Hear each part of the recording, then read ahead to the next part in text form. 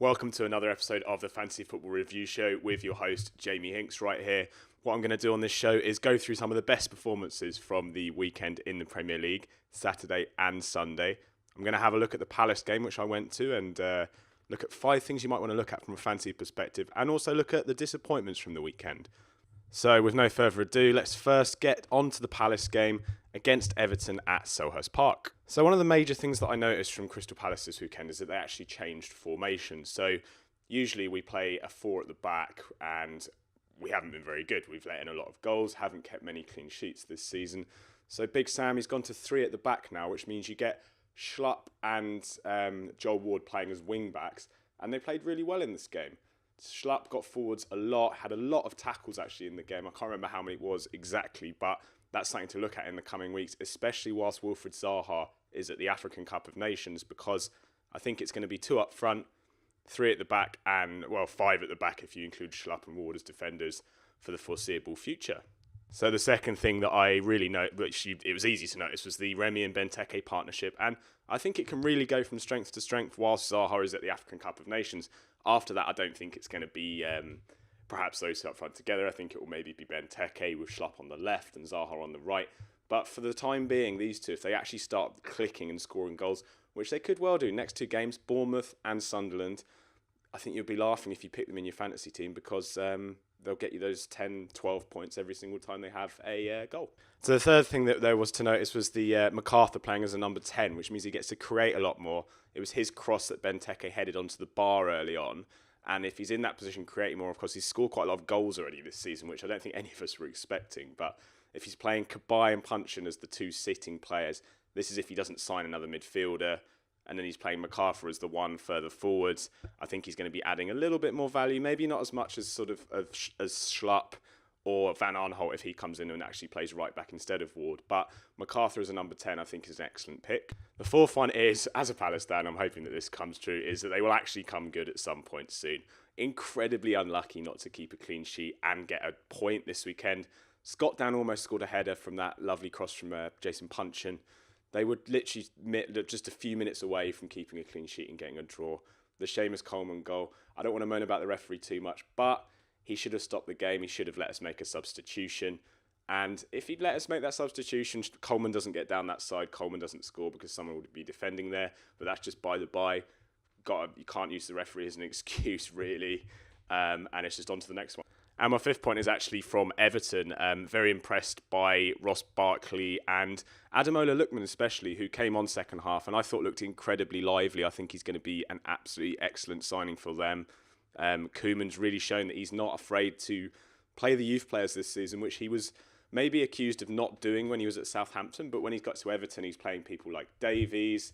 There's a lot of others who he's playing in central areas at the back. He's giving Holgate a lot of a go. The fact that they're playing 3 at the back now as well, I think it's something that's emblematic of the rest of the Premier League, which I'll get onto a little bit later on. But it means Coleman and Baines are basically being played as wingers now, which adds a lot of value to them. Right, so this is the usual spot here where I look at the 5 best performers of the week, and we'll be kicking things off with Andy Carroll, who another 2 goals, one of my favourite strikers. I've got his shirt just up there, as you can see. A bit of a misguided purchase from me there when he was got one of his few England caps. But anyway, I love Carroll. He was only 3.9% owned this week, $5,900 on DraftKings, 25 points.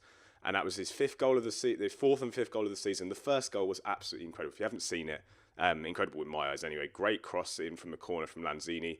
Lost his marker so well and just absolutely bludgeoned a header into the corner of the Middlesbrough goal. I thought West Ham would win this. They ended up winning it quite easily in the end. Even Jonathan Calleri scored, so I mean that tells you all you want. But Carroll, last couple of games, he had 18 points against Palace as well. And next up, they're playing Man City in a midweek game next week. And I really fancy them to trouble City. City don't keep clean sheets. It's the kind of defence that could easily be rattled by Andy Carroll. Claudio Bravo, I don't see him having a good time against Carroll at all. So I think looking ahead to the next slate of games on DraftKings next Tuesday and Wednesday, definitely get Carroll close to your team, especially if he's this cheap again. So staying with the same team, Manuel Lanzini, he looks like he's the one who's going to fill the gap left by Dimitri Payet. I think it'll be a combination of him and Michael Antonio. But this week, 3.8% owned, $5,200 on DraftKings. 18.75 points is because he got his first 2 assists of the season. And over the last 2 weeks, he had a goal against Palace last week, which was an excellent little dink over the keeper. And the 2 assists this week, he's looking like one of the most influential players in their entire team. He's got 1.5 key passes per game, which is the best apart from Dimitri Payet at West Ham. But over the last 2 games, that average has gone up to 3.5 per game. And he's being relied on to create. He's taking corners. And at only $5,200, if he's that cheap again, snap him up. So the third player in my top 5 this week is Seamus Coleman, who is actually over 20% owned in the main contest of the day, the striker, which is where all these ownership stats are coming from. And he was one of the top price defenders at 5,300. But you got value for money there. 23.5 fantasy points is absolutely excellent from the Everton man. He's a top goal scoring defender in the Premier League this season because he got the winner there against Palace. And he's one of these players that's really starting to become very, very valuable on DraftKings, because all these teams are playing 3-5-2, or 3-4-3, or just a variation on that. Basically, 3 central defenders, wing backs. Chelsea started it off, of course, and Alonso was very, very valuable for a few weeks, as well as Victor Moses. But both teams in this game played with the 3-5-2. Tottenham have started playing it as well. What it gives you is a bit more flexibility to change it around if it goes wrong. But what it gives fantasy players is that you get wide defenders actually playing as midfielders. I said last week with Fabio and George Friend, you have to look at Callum Chambers' numbers this week were absolutely excellent as well. He played as a right wing back, but Coleman was the pick of the bunch, I think. And it's this trend, if you can take advantage of it and get some cheap players in there, maybe around kickoff, if someone comes in that maybe isn't expected to play, I think you can really, really score some good points.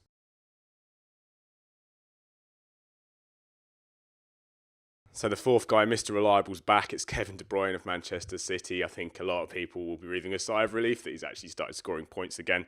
16.7% owned in the striker. May well have been a little bit higher if City weren't playing in the late game, and of course if City weren't playing against Spurs. But he is a quality player. He was 9,500 on DraftKings, but 23.25 points he got on DraftKings this week. And he plays well regardless of the formation that Pep puts the team into. He leads the Premier League in crosses. He's up there when it comes to shots. He's up there for key passes. I think only Payet is ahead of him for key passes this season. And you know what you're going to get, especially if he clicks with Aguero, which he was at the start of the season. You can't really criticise him because he is that good, De Bruyne, in my eyes. And I think it'll only be a little while until he gets back to his best again.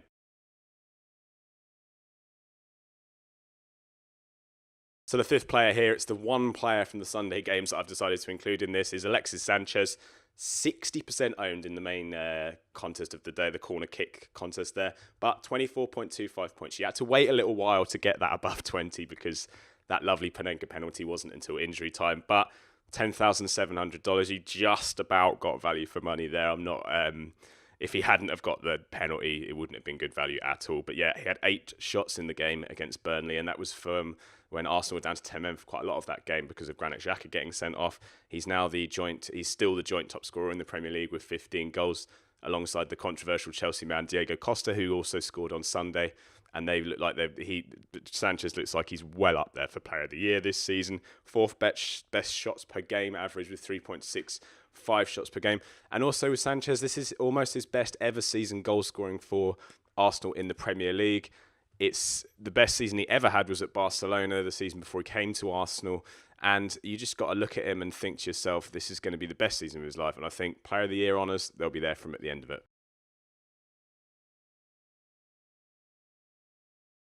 So going from the top performers, we're going right down to the bottom for the disappointments, the worst part of the week to look through these guys. Zlatan Ibrahimovic is way out at the top of this one, I think, with only 1.5 points, 47.05% owned in the striker contest this week. He had a bit of a stinker of a game, as did a lot of the Manchester United team. The only one who really came out of it with a lot of glory was Wayne Rooney, of course, who scored an absolutely excellent free kick. If you haven't caught it yet, make sure you watch it because it's so good. Right, so on from Zlatan, we're going to Romelu Lukaku of Everton, who was 44.6% owned and scored just 2.5 points in the striker.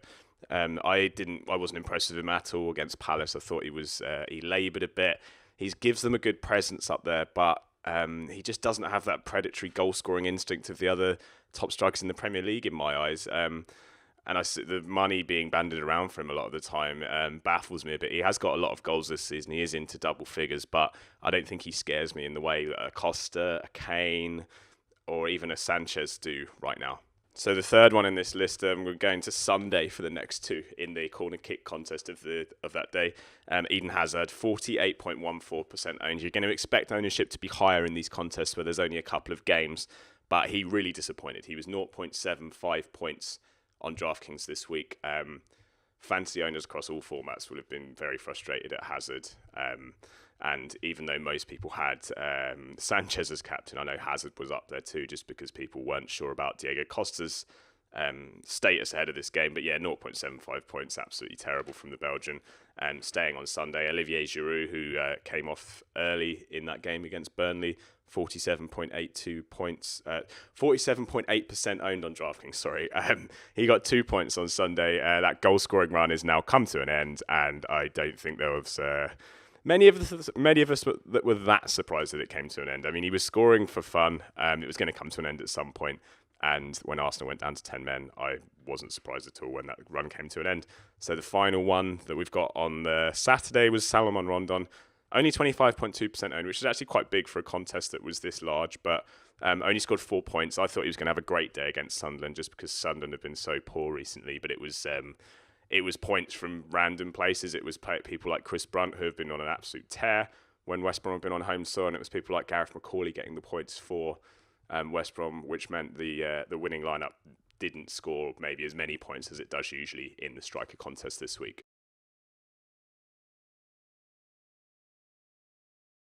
So guys, that's it for the review show this week. There'll be plenty more videos on the way for the remainder of this week. If you enjoyed this video, give it a thumbs up below. Feel free to make any comments that you want. I enjoy reading through them and replying to them when I can. If you want to see more of these videos and get notifications when I upload new ones, feel free to subscribe to the channel. Thank you very much for watching, and see you soon.